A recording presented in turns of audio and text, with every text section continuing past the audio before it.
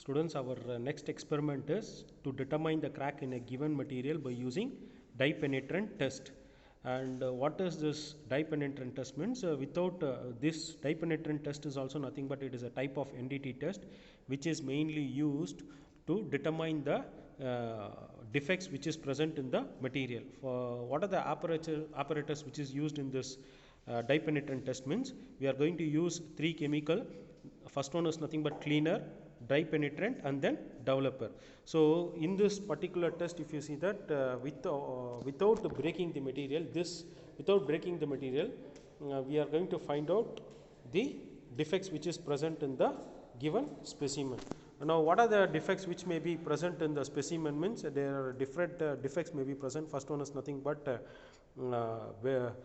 crack, shrinkage area, porosity, lapse, and then lamination, discontinuous, similar discontinuous, different defects may be there. Some of the welded joints I will show you.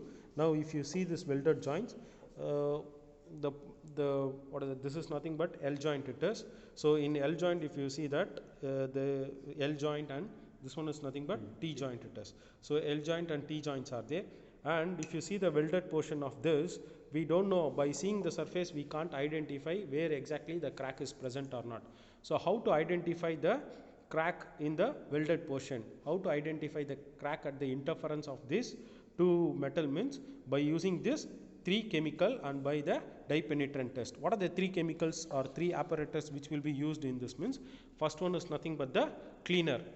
This is called as cleaner it is. So this cleaner will be mainly used to remove the oil and the grease which is present on the surface of the material. For example, if the specimen contains some amount of oil or grease, so that oil and grease will be removed by using this particular chemical called as cleaner it is. Okay, and next one is nothing but after applying the cleaner, we have to allow the specimen to dry for 2 minutes, so that whatever deposition was there, external deposition, everything will be removed. And then after removing that external deposition, that is nothing but oil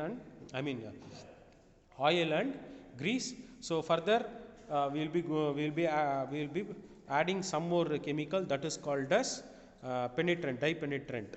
So this dye penetrant is nothing but it acts as a primer over the given specimen. Now basically what happens is like this specimen is there. So on this specimen we are going to add this chemical into this specimen. Exactly, if you see this joint,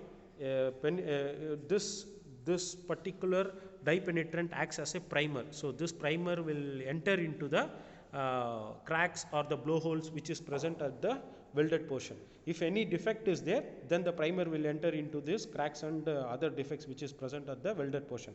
Once the primer is entered into the welded portion, therefore it will be kept into the atmospheric air. Therefore to dry this primer, it has to dry, so that therefore some time will be allotted for the primer to get deposited into the crack. And after the deposition, what happens is like we are going to use another chemical called as developer. So this developer will be used to coat it on the primer. So that will be sprayed on the surface of the primer. Once the developer is sprayed on the surface of the primer, therefore what happens is like there will be a color contour. That means there will be a change in the color. The white color primer will be converted into pink color. So that means wherever pink color indication is there, it shows that there is some defect which is present on the portion or location it is. So mainly, once again I'll come back to the very quick recap. So now you can see that first what we are going to do is like we have taken a two joint. One is nothing but the L joint and another one is nothing but the T joint. Now a cleaner has been applied, and that by using the cleaner we are going to remove the deposition which was present on the surface of the specimen. Now by using the cleaner we have removed whatever dirts or whatever oil, grease which was present on the given specimen. After removing, now if you see that sir, inna ಸ್ವಲ್ಪ clean ಮಾಡಬಿಡಿ, inna ಸ್ವಲ್ಪ clean ಮಾಡಿ.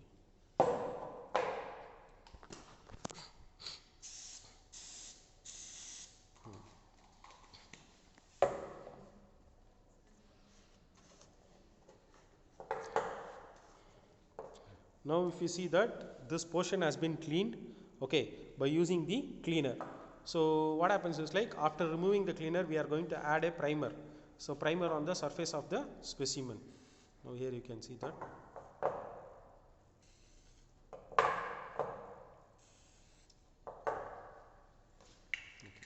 So we are going to add the primer on the surface, and then we are going to allow it to dry for some time. Allow it to dry for some time, that is for 5 minutes we will be allowing the time for the primer to dry over there. And next, after after allowing the after the allotment of time, what we are going to do is, like, we are going to apply some developer on the primer. So here you can see this.